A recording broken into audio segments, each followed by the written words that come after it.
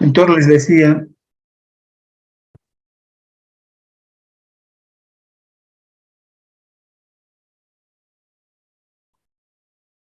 los planos de Dali les explicaba, entonces el plano cero es igual o equivalente al tercer plano de Hodge.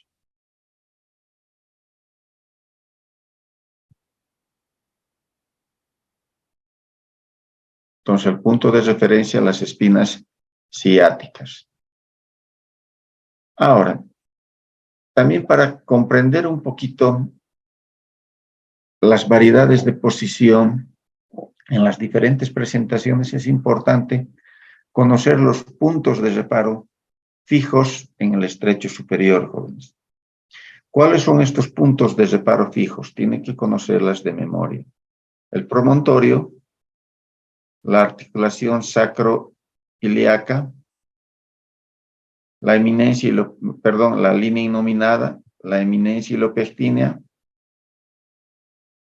la sínfisis, la articulación de la sínfisis del pubis, y hacia la derecha lo mismo que al lado izquierdo, ¿no? La eminencia ilopectínea, la línea innominada, la articulación sacroiliaca y nuevamente el promontorio. Lo que tenemos en total son 8 puntos de reparo, ¿sí? Promontorio, articulación sacroiliaca izquierda, en este caso, línea innominada, eminencia ilopectínea, articulación del pubis, nuevamente hacia el lado derecho, la eminencia ilopectínea, la línea innominada, la articulación sacroiliaca derecha, y nuevamente volvemos al promontorio. Entonces son 8 puntos fijos de reparo. ¿Por qué son fijos? Porque no se mueven, jóvenes. Estos puntos de reparo no se mueven. Tienen que conocerlos. Puntos de reparo móviles de la presentación. Ya no son fijos.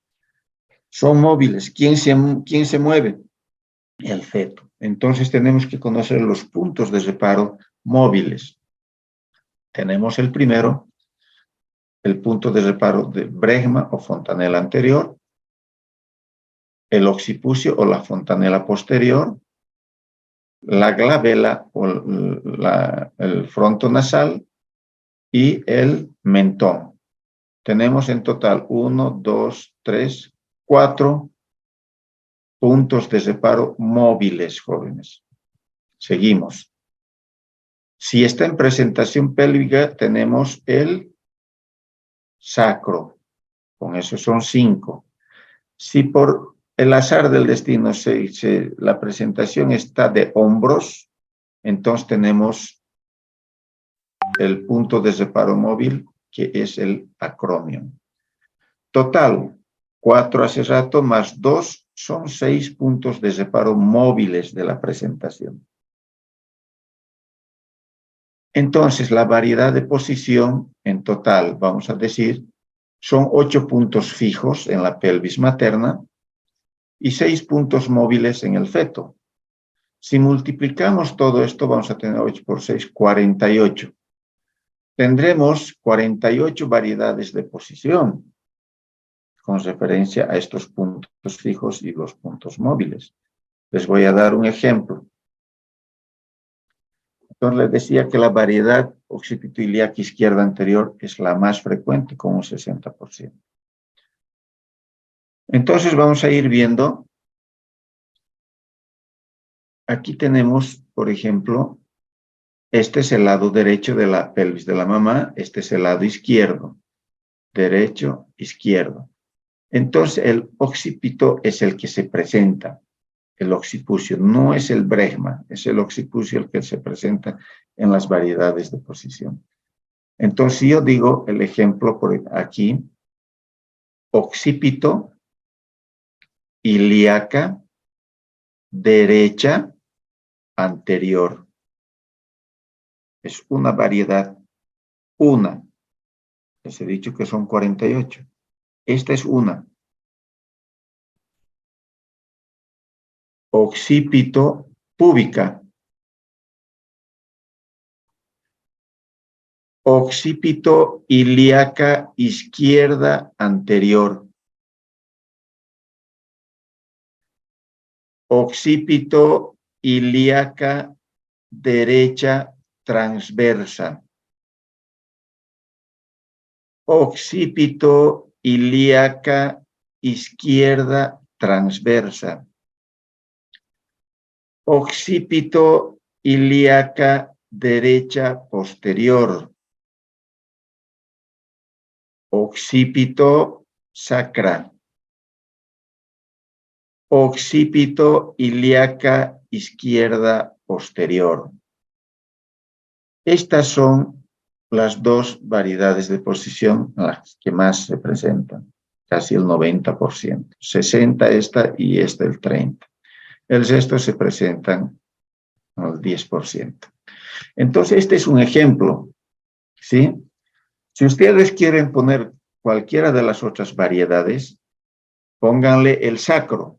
Lo único que cambia ya no va a estar el occipito, sino va a estar el sacro en una presentación pélvica. Entonces dicen sacro ilíaca derecha anterior, sacro púbica, sacro ilíaca izquierda anterior. Y así van nuevamente, haciendo el recorrido por las 8 variedades con el sacro.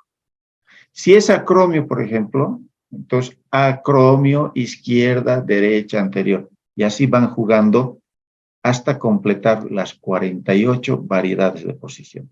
Esta es una presentación, o un ejemplo de la variedad de posición por la mayor frecuencia. Les he puesto este como ejemplo. Pero pueden jugar con las otras variedades de posición, ¿verdad? Mento ilíaca derecha anterior, por ejemplo, si es el mentoncito el que se presenta del fetito, ¿no? Ahora, si es la naricita, fronto izquierda derecha anterior. Entonces, jugar nada más para que ustedes sepan qué variedad de posición tienen. Esto es importante, jóvenes, porque cuando estén rotando por dilatantes, el residente 1, residente 2, puede aproximarse a ustedes y decirles en qué presentación está. Y ustedes van a decir, encefálica, doctora. ¿Y cuál es la variedad de posición, doctor? Le va a preguntar. Ahí usted tendrá que responder. La variedad es la izquierda, ilíaca izquierda anterior, ¿no? O sea, occipito ilíaca izquierda anterior. Usted tendrá que responder. Ahora, si es posterior, derecha, usted dirá occipito ilíaca derecha posterior, que es la que se presenta en el 30%. Entonces, eso lo van a conseguir con el examen, ¿no? Al hacer el tacto, ustedes localizan, ¿no?, el punto de reparo fijo y el punto de reparo móvil de la presentación. Entonces dicen, está a la izquierda, está a la derecha, es anterior, es posterior, está en transversa, y eso les importa mucho o les interesa mucho porque en el momento del trabajo de parto, en el momento de atender al producto, ustedes tienen que saber a qué lado van a hacer la restitución y la rotación externa de la presentación. Entonces, por eso es importante conocer bien estas variedades de posición. Esto les traía, esto ya no es parte del tema, pero sí es importante que tengan en cuenta que esta es la curva de Carus o el eje de la pelvis, es así como se encuentra, y vamos a ver que tiene un ángulo, ¿no? Entre todos hacen la curva de Carus de un ángulo de 110 grados. Y este es el canal del parto, ¿no? En su trayecto blando, desde todo el útero, está dibujado aquí, ¿no? Aquí está el ya dilatado 10, con un borramiento prácticamente, aquí está el cuellito del útero, al 100% el borramiento y la dilatación de 10 centímetros, y hace un esquema, ¿no?, del ángulo, aquí fíjense, hace un ángulo de 110 grados.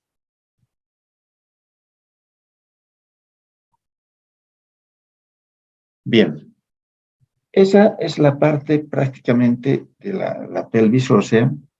Son esos puntos importantes que ustedes deben conocerlas, la anatomía, ¿no? Los estrechos, los diámetros de los estrechos, los conjugados, los planos de Hodge, los puntos fijos de reparo, los puntos móviles de reparo y las variedades de posición jóvenes. Ya les dije todo prácticamente lo que es pelvis ósea. Y eso es lo que tienen que saber de memoria. ¿Está bien? Vamos a entrar a un punto, un tema quizás un poco fuera, no digamos fuera de lugar, pero que sí forma parte del tema, ¿no? No debería entrar, pero sí les voy a hacer un poquito un resumen de la pelvimetría para saber si realmente ustedes están frente a una pelvis ginecoide o a un otro tipo de las 4 variedades de pelvis ósea. Entonces, para esto nosotros utilizamos la pelvimetría. Y la pelvimetría se divide en pelvimetría directa, radiológica o indirecta. Las que manejamos prácticamente, o la que se maneja es la directa, jóvenes. La radiológica en desuso, esto sí se utilizaba en la antigüedad, ¿no? Y la indirecta, que también se usaban una especie de compases, ya vamos a ver más adelante, ¿no? Los pelvímetros, que ya han quedado prácticamente en desuso y se encuentran ahorita, alguna vez dense una vueltita por el museo de la facultad y vayan a ver todas estas cositas que es interesante ir a verlas, instrumental que se utilizaba antes. Entonces, básicamente lo que a mí me interesa es que conozcan un poquito más la pelvimetría interna. Para la pelvimetría interna lo que ustedes tienen que hacer es conocer la anatomía de sus dedos, principalmente, ¿sí? Entonces ahí les muestro un poquito, ¿sí? Mis dedos, el dedo gordo meñique, el dedo índice y el dedo medio. Entonces, 3 dedos son fundamentales para mí evaluar, para que yo pueda evaluar. Fíjense que este ángulo es de 90 grados. Bueno, es importante. Y también tienen que saber las medidas desde la articulación de los huesos del carpo, de la articulación, la primera articulación con la primera falange, ¿no? Desde esa articulación hasta la punta del dedo medio. Aquí en el ejemplo está midiendo, fíjense, entonces tiene una medida de 11 centímetros.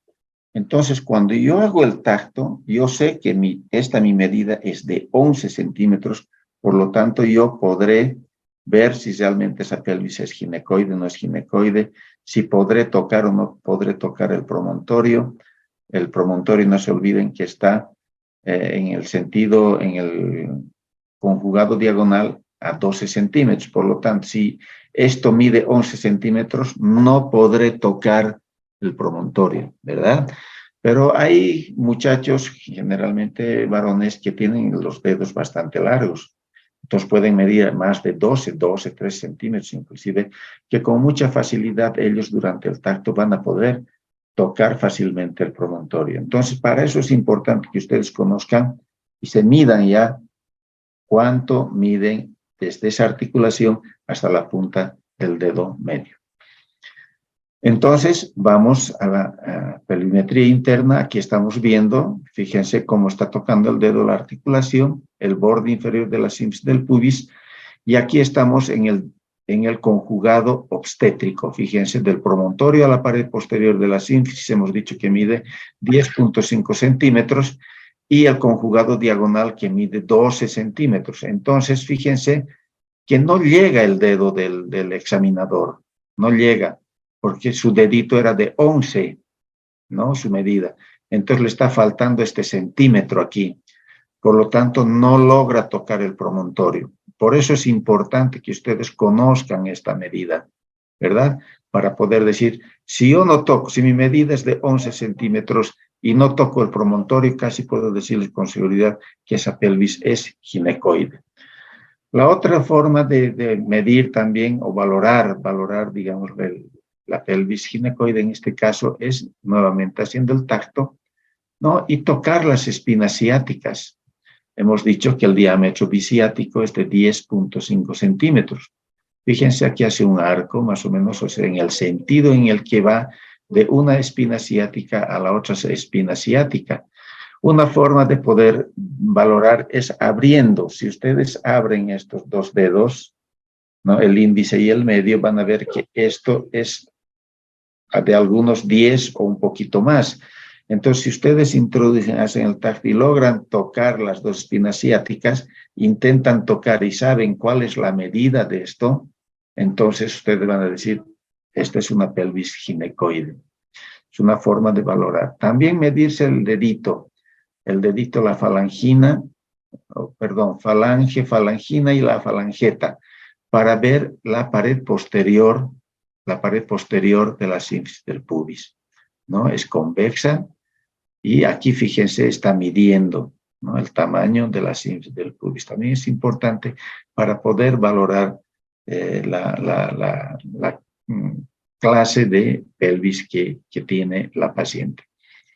Otra es valorar la curvatura. Hemos dicho que casi en la mayoría, menos en la ginecoide, es casi plana, corta, ¿no? Plana, angosta y corta, ¿no? En la androide y antropoide casi plana, la concavidad no es tan pronunciada, es un poco más plana y es menos ancha, ¿no? En cambio, la ginecoide es ancha y tiene una concavidad bastante importante y eso tiene que hacerse por el tacto, ¿no? Seguir esta concavidad y también nos ayuda a valorar la pelvis ginecoide.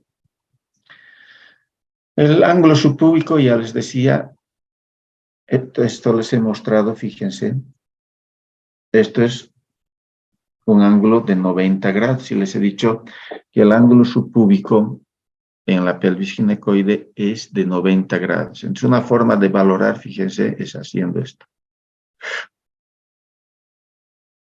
Si yo hago esta maniobra, estaré frente a una pelvis ginecoide. Esta otra forma de valoración con el índice y el dedo medio me está indicando, porque no puedo abrir más, me está indicando un ángulo subpúbico muy cerrado, probablemente un antropoide, un androide, ¿no? Y si es muy amplia,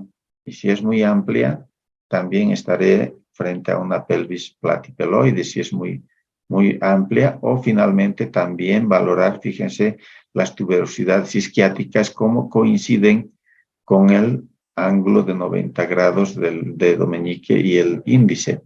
Entonces, es otra forma de valorar una pelvis ginecoide y decir, esta tiene un ángulo de 90 grados y prácticamente es una pelvis ginecoide. Lo que les decía, la pelvimetría radiológica, esta es una diapositiva rápida, sacan la radiografía, más o menos esta es una radiografía de una pelvis para valorar los elementos anatómicos del canal del parto, y aquí se ve la columnita del fetito, la cabecita, es la presentación, y sacan la radiografía, bueno, sacaban antes, ¿no? Porque esto está en desuso, no se utiliza más, y hacían las medidas, ¿no? De los diámetros, tanto de la presentación del producto como de los diámetros de la pelvis. Entonces, de acuerdo a esto, ellos podrían decir si se trataba o no de una pelvis ginecoide. Como les digo, ya esto está en desuso. La pelvimetría externa, entonces, lo que hace es usar pelvímetros, ¿no? Y existe una variedad bastante considerable de pelvímetros. Yo no les he traído todas las variedades, algunas quizás para que tengan una idea de qué es un pelvímetro, ¿no? No es nada más que un instrumento que sirve para medir los diámetros y la capacidad de la pelvis de la mujer en los casos de estrechez, ¿verdad? Entonces, Michaelis fue quien realizó la mayor cantidad de estudios en 1800 a 1848 y Baudeluc y sobrino del anterior los que desarrollaron los primeros compases o pelvímetros. Bueno, estos son los que más trataron de estudiar para hacer la pelvimetría externa y decir realmente esta es una pelvis ginecoide o no es una pelvis ginecoide. Un ejemplo, el pelvímetro de Martin es similar al de Collin, vamos a ver más luego. Son dos arcos con una varilla graduada. Ese es el pelvímetro, no es nada más dos brazos articulados con una varilla que tiene una medida que generalmente viene en centímetros. Entonces, todo esto obviamente se medía en forma externa, por eso se llama pelvimetría externa. Acá tenemos algunos ejemplos de pelvímetros, ¿no? Tenemos acá el de Collin, Baudelot, el de Martin y el de Simon. Estos dos se parecen mucho, el de Baudelot y el de Simon. La articulación es casi similar, ¿no? La carilla o la medida, acá es en línea recta prácticamente, la varilla es directa y esta es un poco arqueada, ¿no? Tiene un arco prácticamente para la apertura y todo esto está graduado en centímetros. Da igual, estas medidas dan igual. Acá tenemos el de Collin, también nuevamente los dos brazos articulados y acá tenemos la varilla con la que está medida en centímetros. Igual, son casi parecidos, solo que acá está en la parte baja, acá tenemos la articulación y la varilla para medir. Entonces esto se abre y aquí nos va a medir a cuántos centímetros se está abriendo prácticamente este pelvímetro.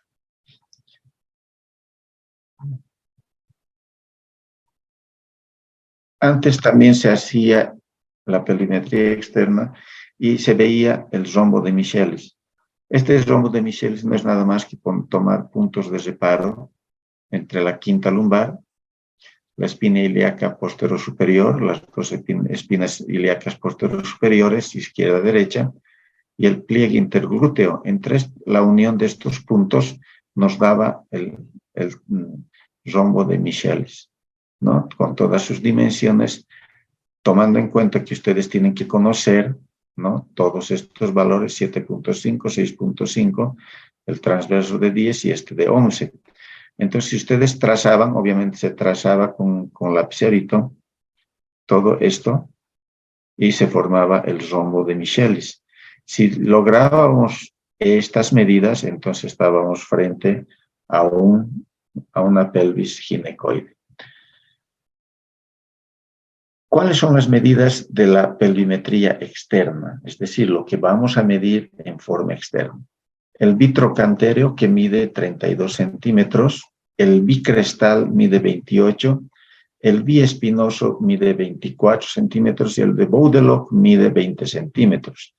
Ahí tenemos la pelvimetría externa, el vitrocantéreo de 32 centímetros, el bicrestal acá arriba de 28, el biespinoso, aquí las espinas anteriores, ilíacas anteriores, 24, y el de Baudelot lo vamos a ver acá, en este corte, el anteroposterior, que va de la articulación de la quinta lumbar con el sacro al borde superior de la sínfisis del pubis. Entonces se abría el compás y esto tenía que medir mínimo 20 centímetros. O sea, tenía que en la regla graduada acá, tenía que ir entre 20 y 21 centímetros aproximadamente. Existe una fórmula para hacer el cálculo del conjugado.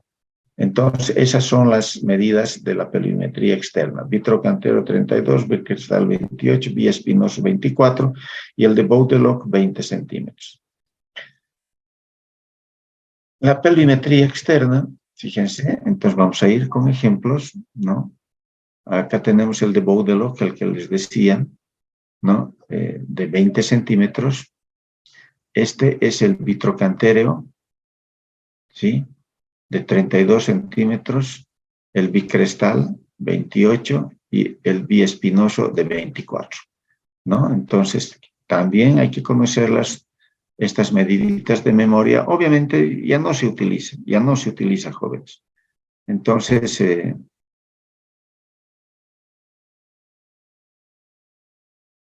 pero para conocimiento general es bueno que sepan cómo se hacía antes, cómo se valoraba la pelvis femenina, ¿no? En este caso de las embarazadas. Entonces, fíjense cómo el ejemplo aquí nos está mostrando cómo abre el pelvímetro y está poniendo en las espinas ilíacas anteriores, ¿no? Anterosuperiores, aquí, y está midiendo aquí la puntita del pelvímetro y aquí, y obviamente acá le está dando una medida, y esta medida tiene que ser de 24 centímetros, ¿sí? Si vamos al bicrestal aquí, seguro que vamos a encontrar, si trae esta puntita aquí arriba y esto aquí, vamos a encontrar 28. Si trae estas puntitas acá al trocantéreo, vamos a encontrar que es de 32. Y el Baudelot que les decía de la articulación sacrolumbar, ¿no? Al borde superior de las síntesis del pubis de 20 centímetros. Acá tenemos un ejemplo del diámetro biespinoso, es de 24 centímetros, entonces fíjense cómo agarra el pelvímetro, las dos puntas se está poniendo en las espinas ilíacas anteriores, ¿no? Entonces acá está tocando la doctora, ¿no? Y agarra el pelvímetro y coloca. Y es obvio que tiene que medir 24 centímetros para que yo diga, esta niña o esta mujer tiene una pelvis ginecoide. El bicrestal, entonces, ya no es el biespinoso, el bicrestal se va a subir un poco más arriba, acá, entonces está tocando las crestas, va a agarrar el pelvímetro y mide 28 centímetros. El de Baudelot, que es el que les decía, el de 20 centímetros, ¿no? Pero esto tiene una fórmula. Entonces, esta fórmula es el conjugado de Baudelot externo de 20 centímetros, se les resta 9 centímetros. Total 11 centímetros, que es el conjugado anteroposterior, o sea, el conjugado anatómico anteroposterior, hemos dicho, el conjugado es de 11 centímetros, o bien en el estrecho superior hemos dicho el diámetro anteroposterior, el estrecho superior es de 11 centímetros. Entonces condice, por lo tanto, esa pelvis es ginecoide. Coincide con el conjugado anatómico interno, por lo tanto, estamos frente a una pelvis ginecoide, jóvenes. Y si yo tengo una pelvis ginecoide, entonces podré yo atender a una paciente en condiciones normales, atender un parto normal, sabiendo que la mamá tiene una pelvis apta para poder tener un bebé por parto normal. Ahí termina el tema, jóvenes. Espero que de alguna manera les sirva. Esto es con seguridad que les va a servir de mucho para el internado, ¿no? Es importante de que vayan repasando, porque esto es lo primero que les van a exigir en el internado. Inclusive les van a hacer una serie de pruebas, exámenes, ¿no? Y si aprueban, pues van a poder atender partos. Si no aprueban, van a tener que seguir leyendo hasta aprobar y recién les permitan atender un parto. El tema, jóvenes, todo este tema se los voy a mandar con mis alumnos, una copia, para que lo tengan y lo puedan hacer fotocopiar ustedes para todos los participantes. Bueno, las preguntas del examen van a salir de todo lo que se ha expuesto. Si tienen alguna pregunta, me hacen saber.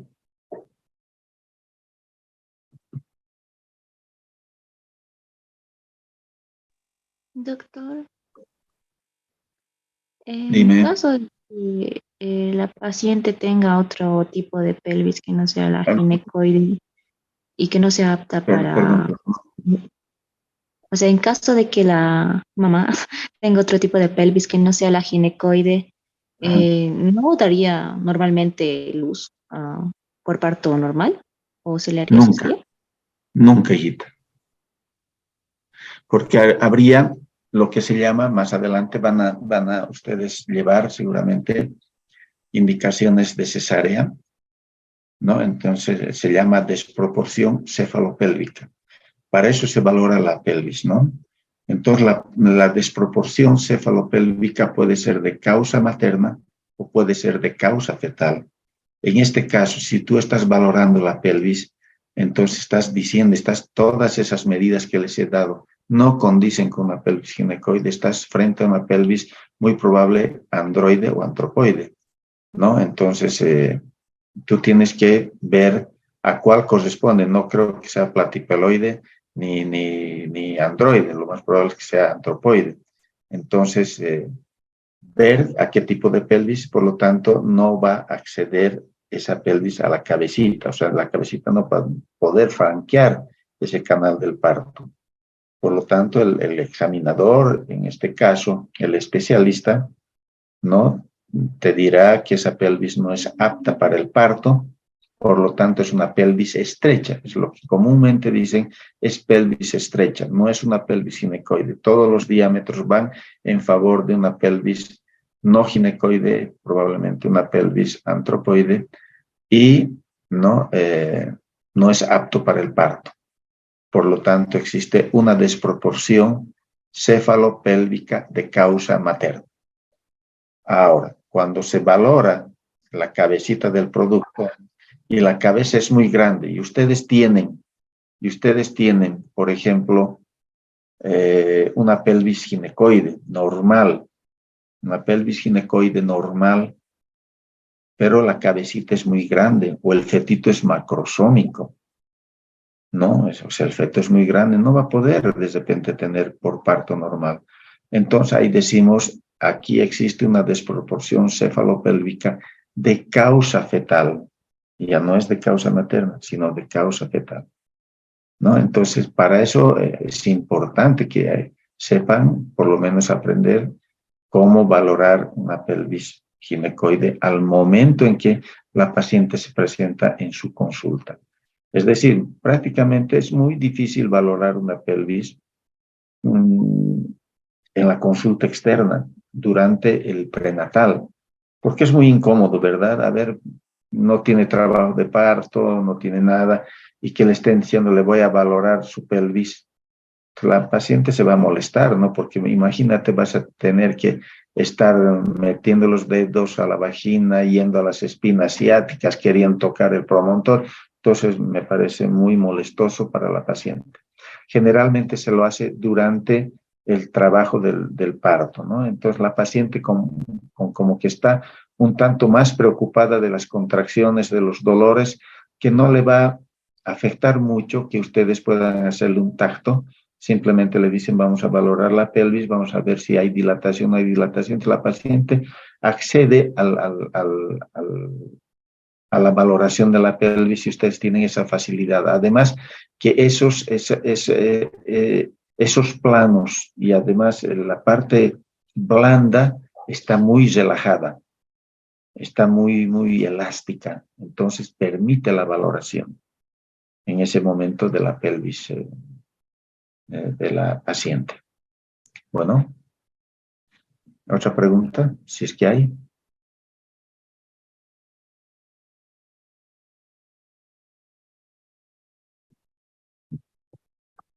¿Nada?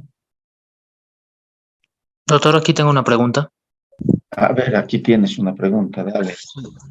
Eh, Primero, soy el estudiante Franz. Ya.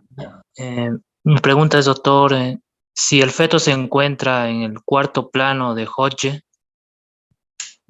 ¿eso pues, sí, podría significar que el parto ya es inminente o que ya podría estar a punto de alumbrar, digamos, la madre? ¿O solo es Primero una... no, primero no confundamos alumbramiento. Alumbramiento es la salida de la placenta. Hasta Parto se dice, ¿ya? Si tú parto. dices que está en el cuarto plano, prácticamente la cabeza está coronando, se llama. Prácticamente la cabeza ya franqueado el cuarto plano de Hodge. Ya está en la parte muscular, la parte blanda del períneo. Entonces está prácticamente abajo. O sea, no hay nada que le detenga en ese momento, ¿no? Si acaso dejaría de franquear la pelvis, o sea, la presentación se quedaría alta, es en el tercer plano de Hodge, jóvenes, porque ahí está la parte más estrecha por las espinas ciáticas. Así hagas rotación interna, entonces, si los diámetros de la cabecita o los diámetros biciáticos, angosto, la cabecita es muy grande, así haya hecho la rotación interna muy dificultosamente, no va a poder franquear ese diámetro biciático. Por lo tanto, se va a quedar en el tercer plano, entre el segundo y tercer plano, y no va a haber descenso. Entonces, al no haber descenso, hay parada de progresión del trabajo de parto y eso es indicación de cesárea. No va a pasar el tercer plano. Pero en este caso, tu pregunta es el cuarto plano. ¿Eso qué quiere decir? Que ya ha hecho rotación interna la cabecita ahí adentro, ha franqueado el tercer plano, es decir, ya ha pasado el tercer plano, este obstáculo que es las espinas biciáticas o las espinas ciáticas, y ya ha pasado el estrecho medio, y prácticamente la cabecita está por exteriorizarse. Y lo único que queda es si hay necesidad de hacer una episiotomía, se hace la episiotomía para ampliar un poquito el perineo y poder dejar salir la cabecita. Gracias, doctor. ¿Alguna pregunta más, jóvenes?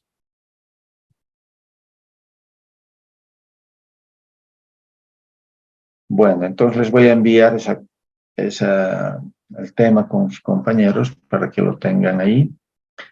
Y el próximo tema, si no me equivoco, es el jueves de la próxima semana. Vamos a hablar sobre ecografía. Ecografía